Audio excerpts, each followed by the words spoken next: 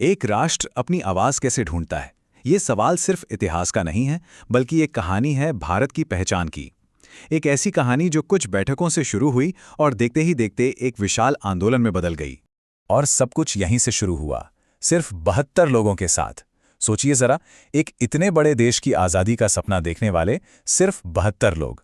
ये नंबर हमें याद दिलाता है कि सबसे बड़े बदलावों की शुरुआत अक्सर बहुत छोटी होती है। तो चलिए, आज इसी सफर पर चलते हैं। हम भारतीय राष्ट्रीय कांग्रेस के अधिवेशनों यानी कि सेशंस की कहानी को समझेंगे। ये सिर्फ मीटिंग्स नहीं थीं, ये तो वो भट्टी थी जहां हर साल आधुनिक भारत के विचार को तपाकर गढ़ा जा रहा था।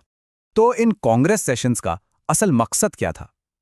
देखिए, ये वो सालाना जलसे थे जहां नीतियों पर गर्मा गर्म बहस होती थी, प्रस्ताव पास होते थे और आज़ादी की लड़ाई को किस दिशा में ले जाना है, ये तय किया जाता था। तो चलिए, इस सफर को थोड़ा और करीब से देखते हैं। समझने में आसानी हो, इसके लिए इस लंबे इतिहास को हमने 3 अहम हिस्सों में बांटा है। शुरुआती दौर की बात करें तो कांग्रेस सेशंस का मकसद कोई क्रांति लाना नहीं था। मकसद बस इतना था कि पढ़े लिखे भारतीयों को एक प्लेटफॉर्म मिले जहां वो ब्रिटिश सरकार के सामने अपनी बात रख सकें। और शुरुआत से ही सबको साथ लेके चलने पर जोर था। ये देखना कितना दिलचस्प है कि लीडरशिप कितनी डाइवर्स थी, जो उस वक्त के लिए वाकई एक बड़ी बात थी। और ये बात और भी पक्की हो जाती है जब हम देखते हैं कि गैर भारतीयों का भी लीडरशिप में स्वागत किया गया। बस शर्त ये थी कि वे इस मकसद का समर्थन करते हों। ये सेशंस सिर्फ पॉलिटिकल ही नहीं रह गए थे, बल्कि कल्चरली भी बहुत अहम बन गए। यहीं पर राष्ट्रीय पहचान से जुड़े कई प्रतीकों को पहली बार देश के सामने पेश किया गया। अब चलते हैं अगले दौर में, और यहां से ना आंदोलन का रुख पूरी तरह बदलने लगा था। विनम्र अनुरोधों की जगह अब अधिकारों की एक बुलंद मांग ने ले ली थी। और यहीं पर हमें देखने को मिलता है पहला बड़ा इंटरनल कॉन्फ्लिक्ट। नरमपंथियों और गरमपंथियों के बीच का ये टकराव इस बात का सीधा संकेत था कि आंदोलन अब बड़ा हो रहा था और अपनी रणनीति पर मंथन कर रहा था। और फिर आया ये शब्द स्वराज। इस एक शब्द ने जैसे आंदोलन में नई जान फूंक दी और आने वाले सालों के लिए एक बिल्कुल साफ और शक्तिशाली लक्ष्य तय कर दिया। और देखिए, ये तरक्की सिर्फ एक ही मोर्चे पर नहीं हो रही थी। एक तरफ जनगण मन को अपनाकर सांस्कृतिक पहचान मजबूत की गई, तो दूसरी तरफ मुस्लिम लीग के साथ समझौता करके राजनीतिक कदम उठाए गए और एनी बेसेंट को अध्यक्ष बनाकर सामाजिक प्रगति का संदेश दिया गया।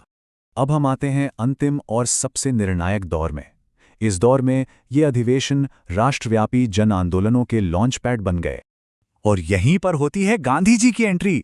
उनकी शुरुआती भागीदारी ने ही कहानी में उनकी आने वाली केंद्रीय भूमिका के लिए मंच तैयार कर दिया था।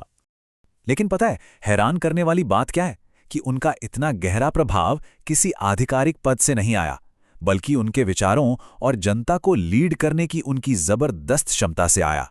ये था वो इकलौता सेशन जिसकी अध्यक्षता गांधी जी ने की थी। ये एक ऐसा यादगार फैक्ट है जो आंदोलन में उनकी अनूठी जगह को दिखाता है। तो ये साफ है कि ये सेशन सिर्फ बातें करने की जगह नहीं थे।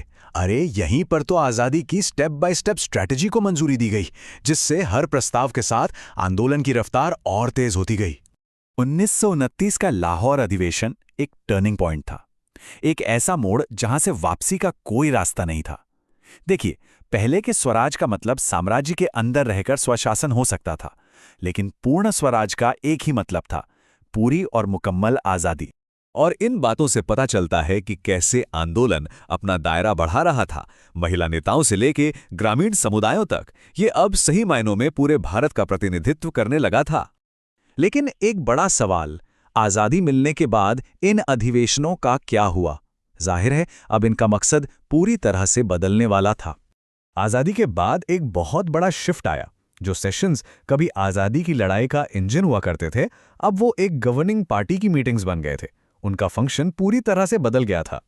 तो आखिर में ये जो पूरा सफर है, एक कमरे में बैठे 72 लोगों से लेकर एक बनते हुए राष्ट्र की आवाज बनने तक का, ये लोकतांत्रिक बहस और राष्ट्र निर्माण की एक शानदार मिसाल है। तो आखिर में ये एक बड़ा सवाल छोड़ जाता है। बहस और प्रस्तावों से भरा ये लंबा इतिहास हमें आज के लोकतंत्र की चुनौतियों के बारे में क्या सिखाता है? ये एक ऐसा सवाल है जिस पर हम सभी को सोचना चाहिए।